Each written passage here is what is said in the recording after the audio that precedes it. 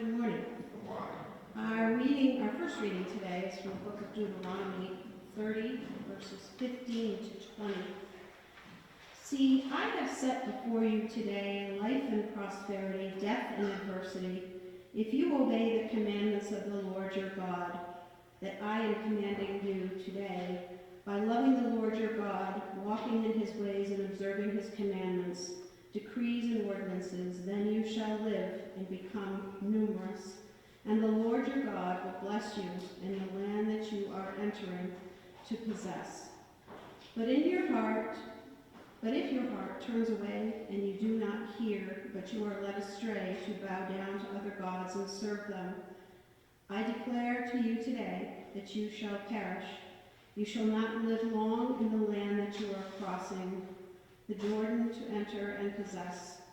I call heaven and earth to witness against you today that I have set before you life and death, blessings and curses.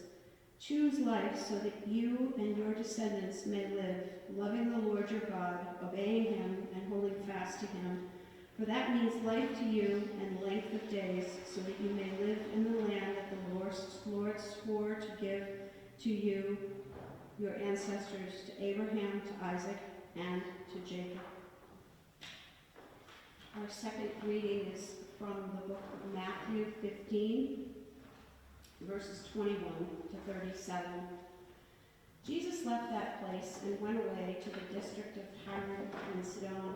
Just then, a Canaanite woman from that region came out and started shouting, "Have mercy on me, Lord, Son of David. My daughter is tormented by a demon." But he did not answer her at all, and his disciples came and urged him, saying, "Send her away, for she keeps shouting after us."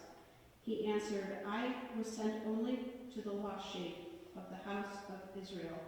But she came and knelt before him, saying, "Lord, help me." He answered, "It is not fair to take the children's food and throw it to the dogs." She said, "Yes, Lord. Yet even the dogs eat the crumbs that fall from their master's table." Then Jesus answered her, "Woman, great is your faith. Let it be done for you as you wish." And her daughter was healed instantly. After Jesus had left that place, he passed along the Sea of Galilee, and he went up to the mountains where he sat down. Great crowds came to him, bringing with them the lame, the maimed, the blind, the mute, and many others. They put them at his feet, and he cured them, so that the crowd was amazed when they saw the mute speaking, and the maimed whole, and the lame walking, and the blind seeing, and they praised the God of Israel. Then Jesus called his disciples to him and said, "I have compassion for the crowd, because they have been with me now for 3 days, and I have nothing to eat. And I do not want to send them away hungry, for they might faint on the way." His disciples said to him, "Where are we to get enough bread in the desert to feed so great a crowd?" Jesus asked them, "How many loaves have you?"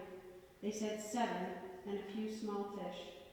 Then, ordering the crowd to sit down on the ground, he took the 7 loaves and the fish, and after giving thanks, he broke them and gave them to the disciples, and the disciples gave them to the crowds. And all of them ate and were filled. And they took up the broken pieces left over, 7 baskets full. This is the word of the Lord. May he have his blessing to these words.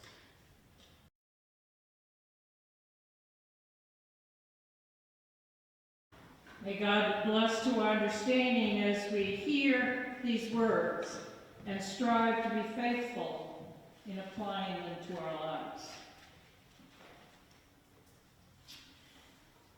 Today's text from Deuteronomy is from Moses' farewell address to the people of Israel. Moses knows that he won't be going across the Jordan River into the Promised Land, and he pleads with the people. Choose life, he says. Choose life over death. He calls them to choose to live in a covenant with God rather than rejecting God. To choose to obey God rather than turning away from God. He reminds them of how difficult it was to stay faithful to God while they fled from Egypt and wandered in the desert. It was hard, but by the grace of God, they did survive. Now they have the opportunity to choose to live a life of blessing or a life cursed by God in the new land. Choose life, prays Moses. Choose life. Choose to love the Lord your God, faithfully obey God's commandments, and if you do, you will live long in the land that was promised to your ancestors. This has been God's message to the people throughout the ages. Speaking through people and the prophets, God says to Adam and Eve, "Trust in me, and I will provide for all of your needs." God told Abraham, "Honor me, and I will provide for your household forever." God told Moses, "Evidently the people don't know how to trust and honor my love for them, so I'll give you 10 simple, concrete ways that they can show their faithfulness to my intention for their living." God pleaded. God pleaded with the people through Moses. God kept sending the message through Noah and Ruth, through the sacrifice of Jephthah's daughter, through Micah, through Isaiah, Jeremiah, and finally, God sent the word through Jesus. God says, "I don't want human forms of sacrifice. I do not require appeasement or enticement or any other humanly contrived substitution. All I require is your faithfulness. And if you don't know how to be faithful, I, the Lord your God, will show you through the person and work of Jesus. You don't need kings and princes to lead you into faithfulness. You don't need mighty warriors and swords of steel to pave and ensure the way. You don't need to create rituals or make showy sacrifices. You don't need grandiose promises and political posturing. There are just 3 things that we need to do. We need to use justice in how we live in relationship with one another. We need to deal with others out of a deep care. That's different than liking them. To evidence a deep care for their well-being. And 3, we need to live as we do these things, not because of our own ability, but humbly giving thanks to God that we are able to do them at all. Jesus said, "Love one another as I have loved you. For when you do it for the least among you, you do it for me." The message doesn't change through the Bible. The Testaments, the Hebrew Bible, the First Testament, whatever you call it, and the Second Testament, it doesn't change, but we keep asking the question, what does God want us to do? How does God want us to live? We keep asking the question, but why? Is it that we're hoping that the response will change? Or are we hoping that more choices will be made available to us? This is the law of the Lord. And obedience to this law is not intended to be a burden, but it is a gift that will lead us to eternal life. These were the words of Moses, and these were the words of Jesus. In today's gospel message, Jesus talks about the difference between choosing to follow the laws of Torah out of duty and fear or obligation, and choosing to follow God's law out of a desire to be faithful.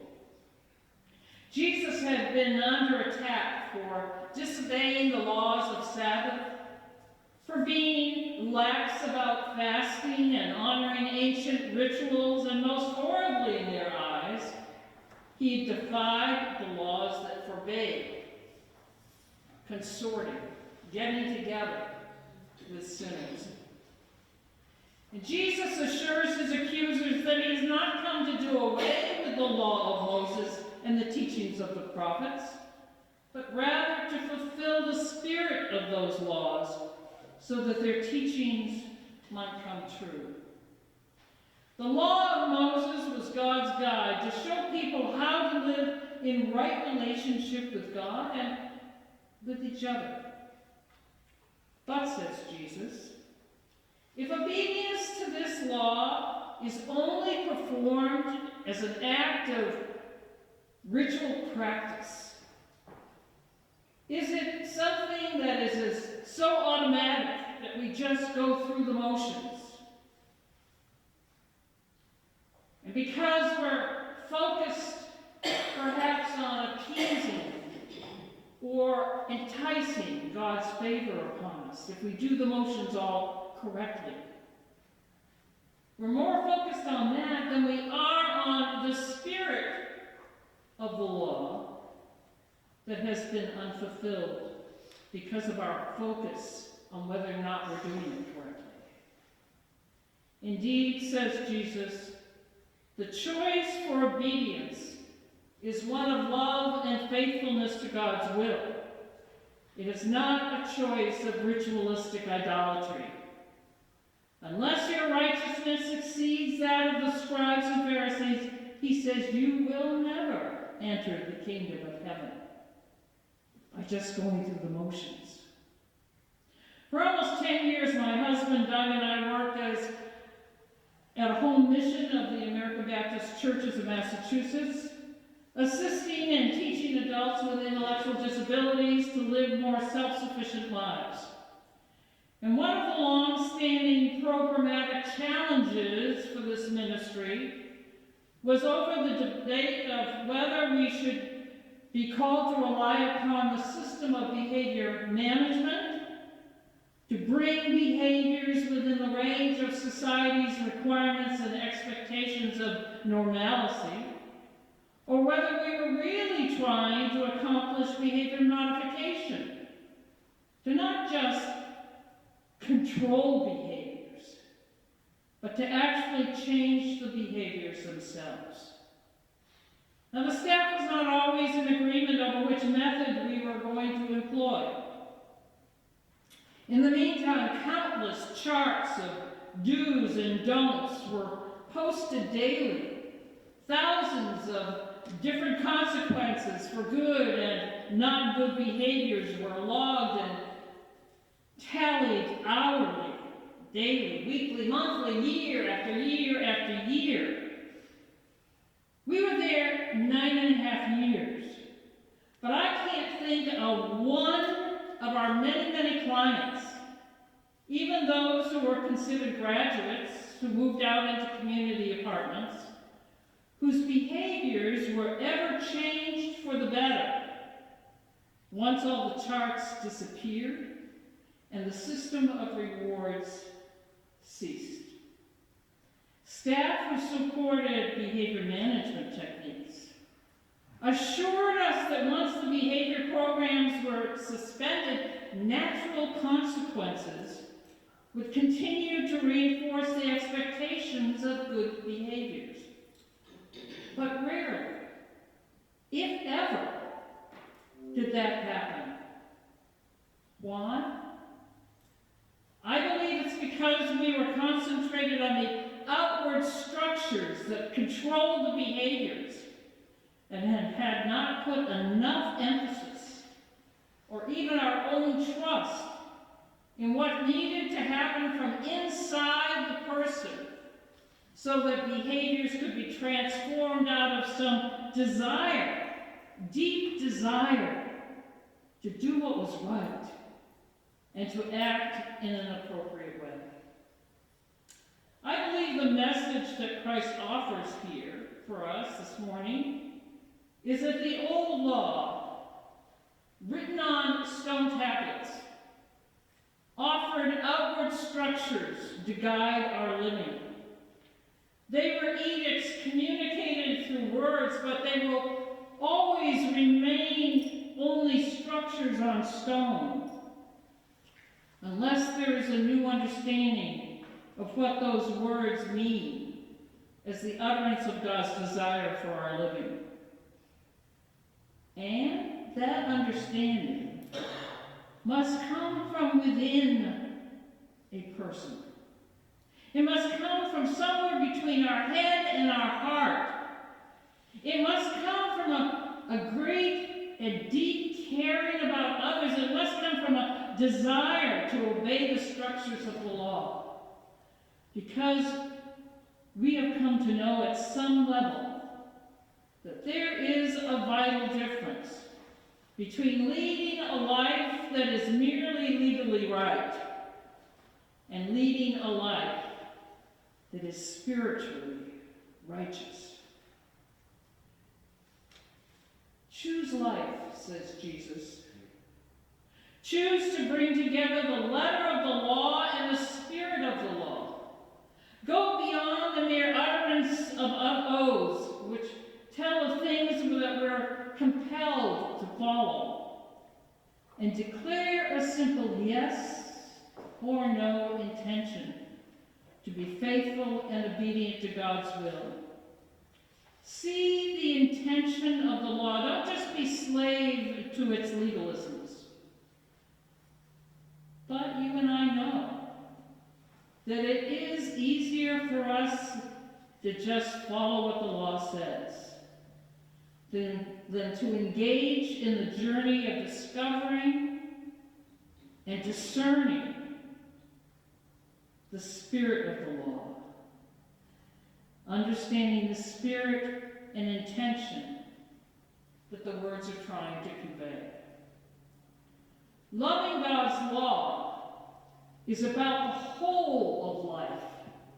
It's about the day-to-day choices we make to live in right relationship with God and others. Loving God's law is about the choices we make to speak out when we see injustice, to reach out to the homeless and refugees, to love the unlovable, to walk the second mile when we feel it would be perhaps more fair if someone were just to meet us halfway. Loving God's law is about exploring the root causes of world hunger and protecting our environment. Not just applying Band-Aid treatments that make us feel, we did something. Usually something easy. When we desire to love God's law faithfully, then we become aware of the potential holiness of each moment in everything we do. The edicts of the old laws forbid acts of murder, but says Jesus, that's, pretty easy for most of us to do. These edicts, though, are broad enough. But anger and contempt and verbal abuse, sometimes gossip, ostracism from the rest of one's community, these acts kill in their own ways. The old laws allow divorce, and yet Jesus raises concern for the plight of women who are often treated as property, which could be cast aside at will. Heartlessness was never the intention of any of the laws, says Jesus. Seek the spirit of the law. Don't merely be content with following its letter. It's not the law which must be abolished, only our idolatry of its structures. Jesus says, I come not to abolish the law, but to fulfill it, so that its teachings can come true. You will be able to enter the kingdom of heaven only faithful than the teachers of the law and the Pharisees in doing what God requires. Basically, I hear Jesus saying, choose life. Choose life. Be faithful to the living Spirit of God's will for our lives. For the intention of the living God is unchanging. And the eternal prescription of salvation for us individually, as a church, as a world. Live as God intends. Choose life.